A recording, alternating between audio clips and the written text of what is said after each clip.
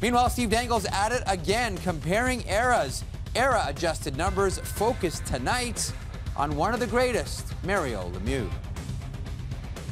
Forget hockey, Mario Lemieux's comeback at the end of the year 2000 is one of the greatest achievements in sports history. I wrote about Lemieux's comeback for my latest era-adjusted article on sportsnet.ca, and it took forever because I had to keep recounting the numbers to believe them. It's one of those things that I'm old enough to remember but was not old enough to fully appreciate. So what happened? In the early and mid-90s, when he was healthy, Mario Lemieux was the best hockey player on planet Earth. Many were good, some were great, but Mario Lemieux was the greatest. Then comes the heart of the clutch and grab dead puck era, and by then Lemieux was already in his 30s, had had 2 back surgeries, and battled and defeated cancer. So he said, you know what? I'm retiring. 3 years later, at the tender young age of 35, mid-season, he decides he's coming back. First game back against the Leafs, 1 goal, 2 assists, 3 points. Second game back against the Sens, 1 goal, 3 assists, 4 points. His comeback began with an 8-game point streak. It got snapped by the Ducks, and then he had a 9-game point streak. Led the entire league in goals per game, assists per game, and points per game. Super Mario scored 1.77 points per game. That's a pace of 141 points if he played all 82 games that season. For reference, right now Steven Stamkos is on pace for about 120. And Lemieux did this at 35 after 3 years off, after 2 back surgeries, after defeating cancer, and in an era where nobody scored. I could yell about it all I want and it still doesn't do it justice. You need to read my era adjusted on sportsnet.ca because the numbers, you just gotta see them to believe them. After all, there is a reason they call him Super Mario.